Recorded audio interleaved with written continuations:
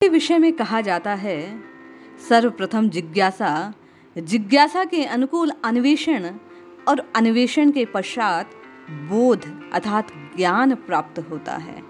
एक बार परम पूज्य स्वामी रामसुखदास जी महाराज से एक साधक ने प्रश्न किया कि स्वामी जी, क्या परमात्मा को जिज्ञासा के फलभूत पाया जा सकता है, जाना जा सकता है? जय श्री हरि। पूज्य गुरुदेव के चरणों में बारंबार प्रणाम।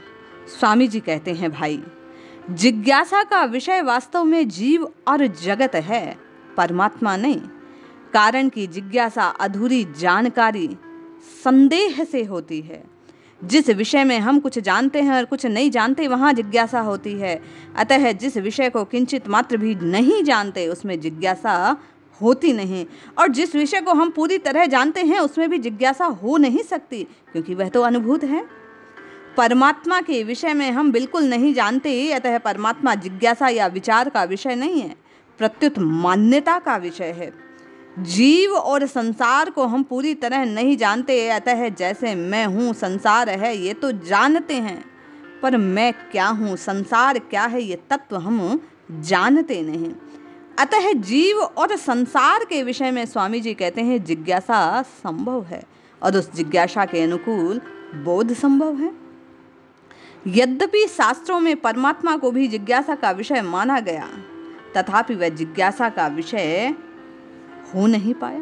जो वैदादिक शास्त्रों पर और भक्तों पर श्रद्धा विश्वास रखते हों, वैदादिक शास्त्रों और संत वाणी में परमात्मा का वर्णन किया गया, अतः उस वर्णन को लेकर उनमें परमात्मा की जिज्ञासा होती है।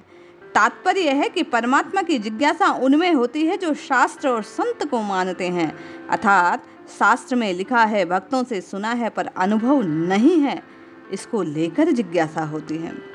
जो वैदातिक शास्त्रों को और भक्तों को नहीं मानते, उनमें परमात्मा की जिज्ञासा होती नहीं है। परंतु जीव और जगत की जिज्ञासा आस्तिक और नास्तिक सभी में होती है, क्योंकि मैं हूँ, जगत है, इसका अनुभव सबको होता है। परमात्मा का ऐसा अनुभव न होने से परमात्मा को ने मान्यता का विषय हो सकता है। या तो वे परमात्मा को मानते हैं अथवा नहीं मानते, इसलिए आस्तिक और नास्तिक दोनों दर्शन पाए जाते हैं।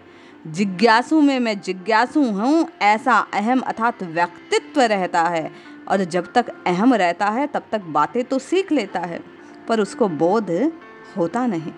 परंतु सच्ची जिज्ञासा रहने पर उनमें एक व्याकुलता पैदा होती है, मैंने इतना जान लिया पर मेरे को कोई फर्क नहीं पड़ा, कोई विलक्षणता आई नहीं। राग द्वेष हर्ष शोक वही होते हैं, अनुकूलता प्रतिकूलता का वही असर पड़ता है। ऐसी व्याकुलता होने पर अहम से सर्वथा विमुख हो जाता है। स्वामी जी कहते हैं, अहम से सर्वथा छूट जाने पर, विमुख होने पर जिज्ञासा नहीं रहती, प्रत्युत शुद्ध जिज्ञासा बनती है, और वह जिज्ञासा ज्ञान में बोध में परिणत हो जाती है। ज्ञान होने पर अहम अर्थात प्रकृति और प्रकृति के कार्य का सर्वथा अभाव हो जाता है, और चैतन्य स्वरूप जो का त्यों रह जाता है, अर्थात प्राप्त हो जाता है। यहाँ ये जान लेना आवश्यक है कि ज्ञान का जड़ का होता है, चेतन का नहीं।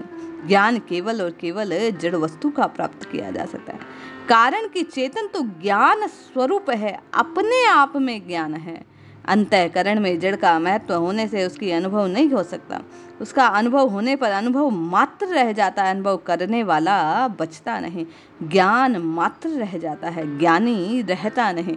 इसी प्रकार परमात्मा का अनुभव होने पर, राम को जानने पर राममय हो जाता है, तो द्वैत समाप्त हो जाता है। इसलिए स्वामी जी कहते हैं, अद्वैत को प्राप्त कर लेने के कारण द्वैत रहता नहीं, इसलिए परमात्मा को जाना नहीं, माना जाता है। संतों की वाणी से उसे प्राप्त कर अनुभूत किया जाता है। जय श्री हरि।